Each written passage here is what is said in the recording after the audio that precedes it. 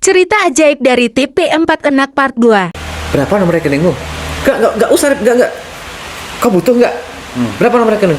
Ya udah, aku transfer. Dan yang adalah, yang nih, kan udah transfer nih. Dia itu menganggap itu bukan utang. Udah dikasih aja aku 60 juta.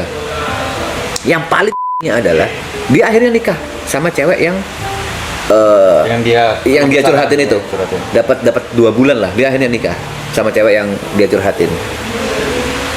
Ini adalah dia nikah cuma di rumah, bukan di gedung yang mewah dan lain-lain. Karena aku nggak tahu backgroundnya dia selama ini seperti apa. Karena dia teman SD ku oke, tapi di SD juga jarang ngobrol dan udah nggak ketemu lama. Aku nggak tahu dia sekarang seperti apa. Nggak ada ngobrol masalah dia kerja apa, nggak ada. Dan dia nikah dalam rumah.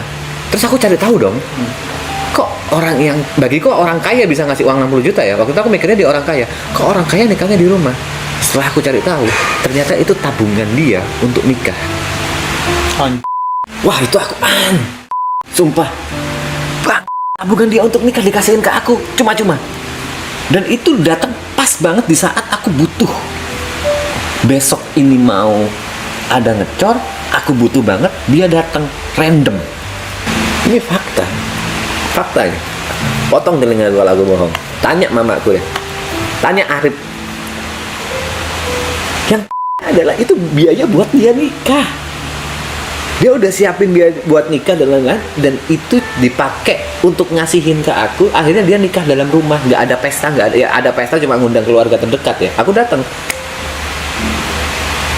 Anjing. Terus kau balikin nggak Mas Pe?